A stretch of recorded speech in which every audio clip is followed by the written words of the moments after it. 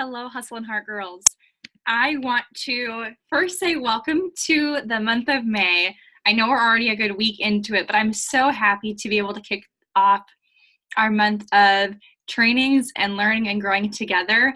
It's been a long time since we've had a team call that's specific to actually providing you guys with concrete, tangible things to take with you and implement in your business. So thanks for hanging in there for April.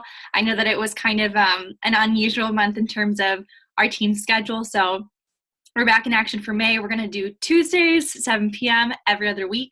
And then the alternating weeks will be live power hours. So we're going to kick this training off with just some basics for you to be able to implement today.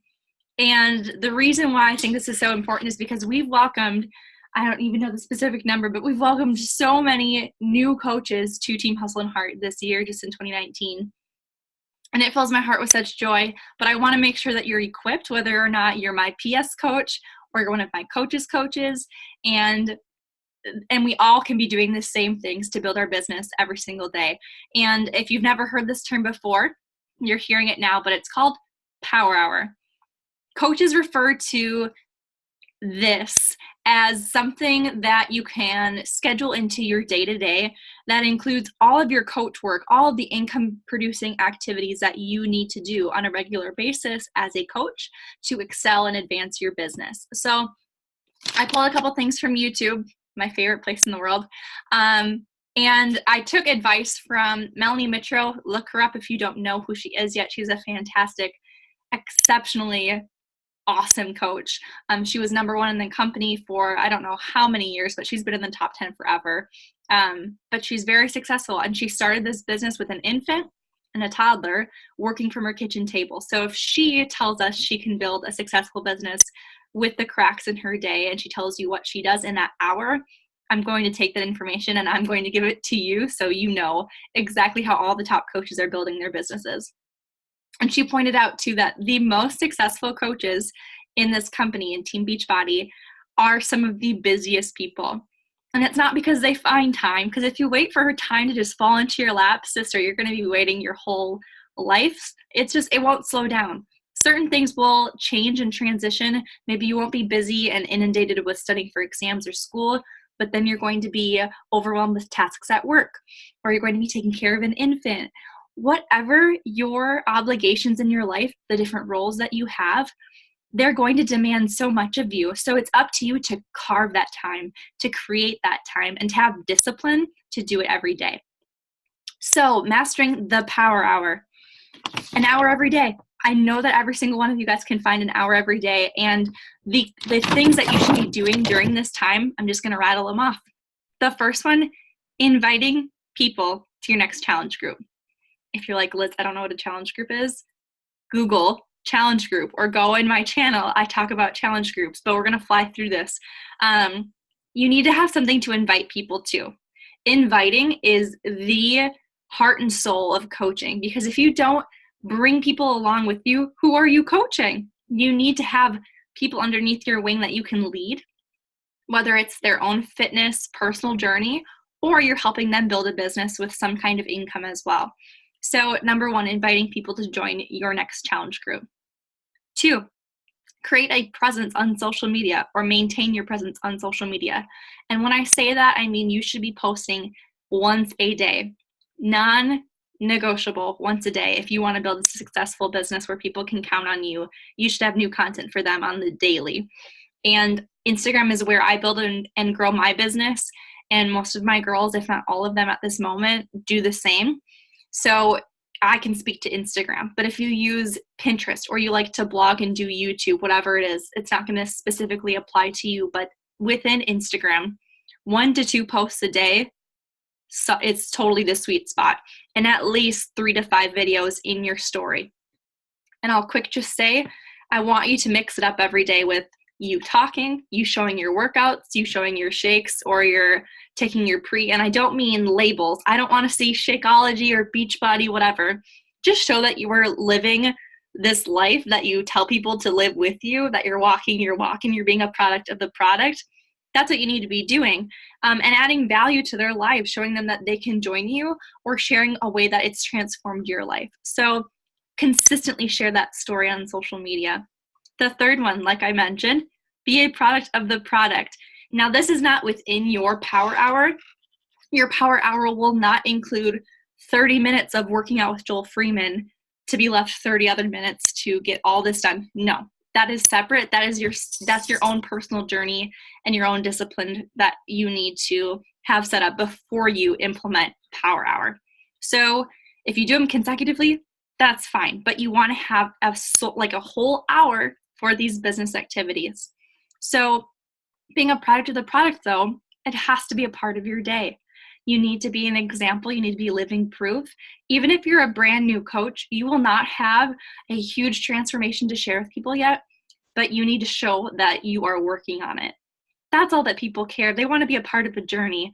They don't want you to show your before picture, disappear, come back in 80 days and say, hey, here's my transformation. They want to know what you did. That's why we show up every day in our stories. That's why we share in our feeds, because they love to see the struggle and the process, because then they know that they can do it too. So making sure you're a product of the product and sharing that religiously. The fourth part is personal development.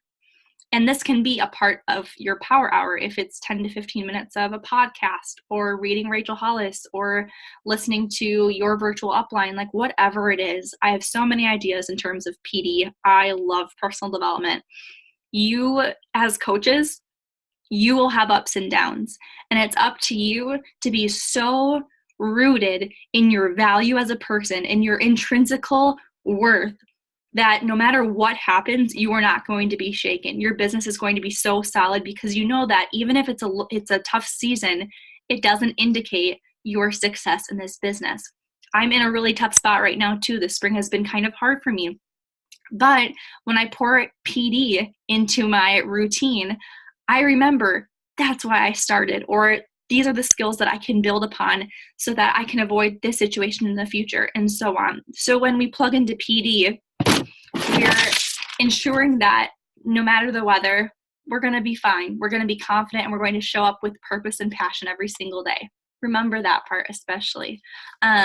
So when it comes to specific, these are the things I need to check off during my power hour. Number one, I want you to turn your phone off or turn off your notifications or flip your phone over, because the first thing you should be doing during your power hour is not going to Instagram and looking through stories.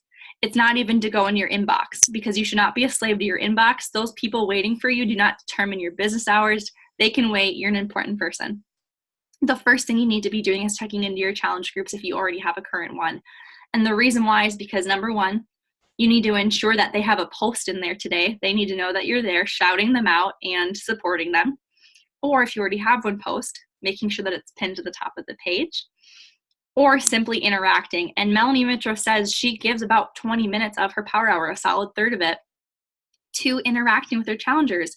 And she does that by engaging with their posts or their logged workouts, commenting back and forth, things like that. Or maybe you look at the activity when you click into participants, you can see how many shakes and workouts each individual member of the group has logged. And you can specify if it's just this week, last week, the whole group, however you want to do it. And then you can see where the needs might be for you to reach out to specific people and strike up those conversations. I would include all of that in that 20 minutes that you dedicate to challenge groups. Because before you think, oh, I need to sell a challenge pack, or I need to hit Success Club 6 or whatever, serve the people who have already earned you those things. Show up for the people that have already earned your attention. They deserve it before anyone else. Okay? These are your girls. Show up and serve them well. They are your priority when you sit down to do your power hour. The second thing, now you can go to your messages. Melanie does Facebook. I would say Instagram. Respond to messages. Anything unread or specific flagged conversations, if you know that you needed to follow up. Maybe you sent a share cart or a link out yesterday and you want to make sure that they completed that order, or if they had questions that you're there to answer them. But anyone that's asked about challenge groups, whatever, following up is the next thing that you need to do. The next piece, invite. Go straight to the invite process.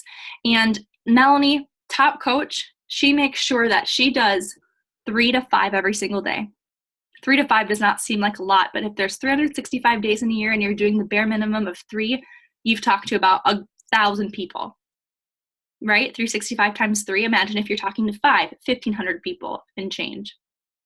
And I'm at a place right now where I've been inviting 15 daily. Like, imagine the conversations that can happen with the compound effect. When little things every day are compounded and lead to big results, that's what that means.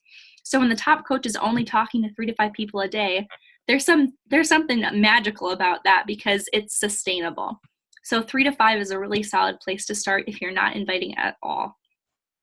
And you can be inviting to your challenge group, your next challenge group, making sure that you know when it's starting, what program you're doing, how many girls you want in there. You can say, I've got 10 spots. I'm not going to give you a whole invite because I've talked about this in other videos, but you get the point. And then the fourth thing is, if you haven't yet posted on social media, do so now. Post your thing of the day in your feed or schedule out the rest of your social media ideas for the remainder of the day. You can go in the Plan app, PLANN, 2 N's, and map out a couple pictures for the rest of the week. That's something that I like to do pretty regularly.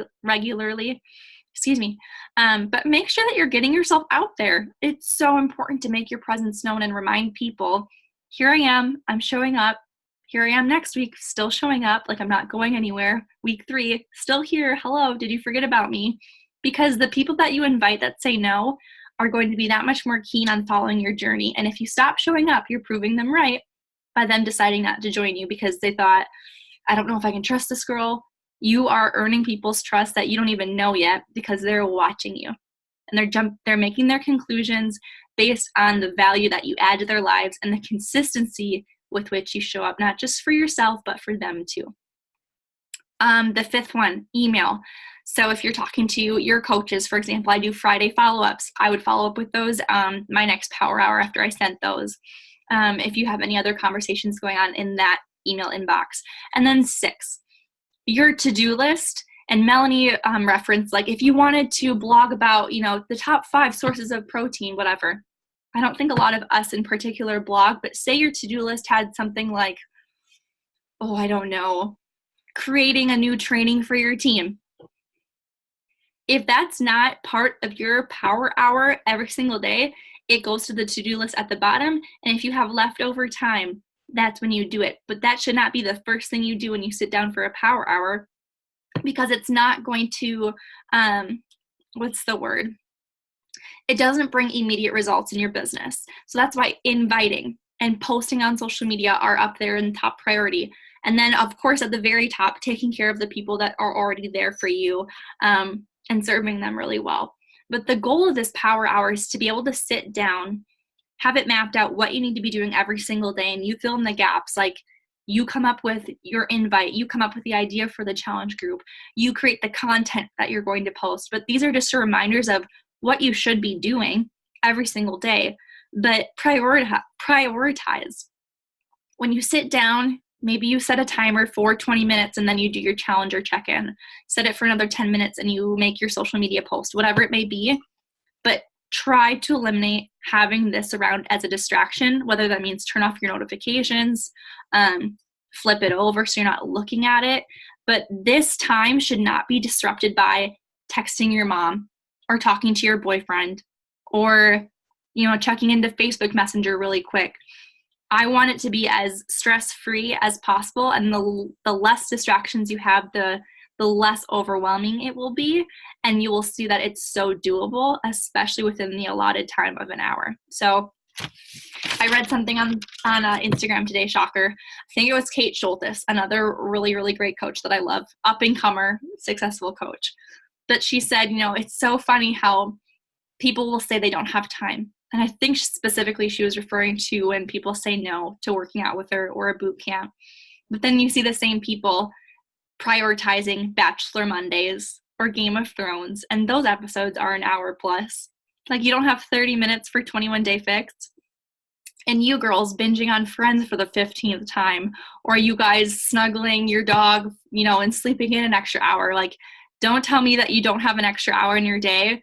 You can create that time. You can carve that time, because what you are working for now is not going to be forever. like the work you're putting in now is for a greater purpose, and that's for the vision that you see, the reason why you show up, not because your life's going to be amazing a week from now, a month from now, but you're able to look forward a year into the future, 5 years into the future, and say, this is why I showed up the way that I did.